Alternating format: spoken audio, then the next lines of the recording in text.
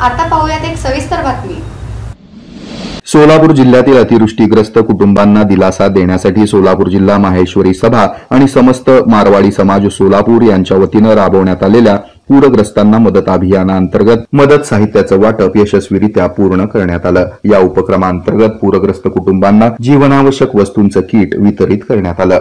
यामध्ये ज्वारीचं पीठ, गहू पीठ, तांदूळ, खाद्यतेल, मसाले, मीठ, मेणबत्त्या, साखर, दूध पावडर, प्लास्टिकच्या बादल्या, चादरी, सतरंजी, साबण, मच्छर अगरबत्ती, टॉर्च, बॅटरी तसंच भांडी, तवा, चमचा, काडेपेट्या आदी वस्तूंचा समावेश होता। दक्षिण सोलापूर तालुक्यातील वडकबाळ, तेलगाव, पाथरी तसंच सेवा भारती शिवस्मारक येथे पूरग्रस्तांना धान्य किट, साड्या, लहान मुलांचे कपडे, टॉवेल, सतरंजी आणि बेडशीटचं वाटप करण्यात आलं। या कार्यक्रमास सोलापूर माहेश्वरी समाजाचे अध्यक्ष जवाहर जाजू, चंद्रकांत कापडिया, मधुसूदन कलानी, गोकुळ झमर, प्रवीण चंडक आणि गोकुळ जाजू उपस्थित होते। माहेश्वरी समाज आणि मारवाडी समाजाने दिलेल्या मदतीमुळे पूरग्रस्त कुटुंबांना तात्पुरता दिलासा मिळाला असून दान नव्हे तर दिलासा द्या या समाजाच्या घोषवाक्याला प्रत्यक्षात उतरवण्यात आलं।